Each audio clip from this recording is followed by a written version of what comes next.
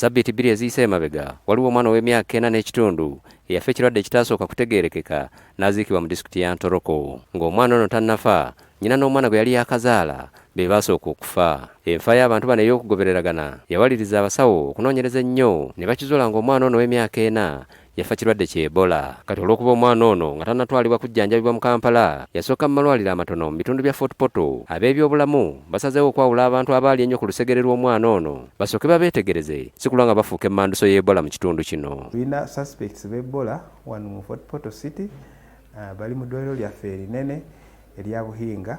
Akulira ebyobulamu mu kibuga Fort Portal, Dr. Solomon Asiimwe atubuulidde ku lwaki bano baayawuddwa. One of the cases who was 4.5 years old died, and upon doing the tests I was actually found to have Ebola, and then when they traced back they found out that about 2 weeks back the mother of that child had died and was buried in Ntoroko. Because your life is more important than the life of the patient. Atugambye nti batandise okubangula abasawo ku ngeri y'okwaŋŋangamu embeera y'ekirwadde kino. Tugezaako okusomesa abasawo baffe babeere n'obukugu ne skills esobola okubayamba okulondoola cases zino ate n'okuzimanaginga bulungi anti baleme okweyongerayo n'okulwaza abalala. Dr. Archibald Newton Bahizi akulira eddwaliro lya Fort Portal Regional Referral atugambye nti mu kunoonyereza kwabwe bakizudde ng'omuwendo gw'abantu abaaliko n'abagenzi gweyongera buli lukya, n'akubiriza abantu okuba bakalabakalaba mu bitundu byabwe. But of course some of them were treated here in our city.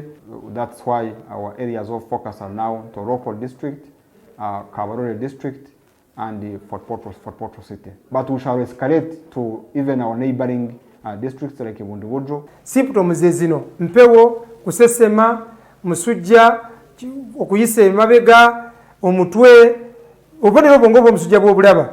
Ekyomusaayi kye kisembayo. So tukubiza abantu mwenna abali mu Tooro. Tunaabe engalo, tetukungaana nnyo, tetukola body contact, tetulya bisolo bya mu nsiko bitategeerekeka, tugule ennyama mu bifo ebitegeera, tusobole okugoba obulwadde buno, tubeere ekitundu kyaffe ekibuga ekitali mu bulwadde n'eggwanga etali mu bulwadde.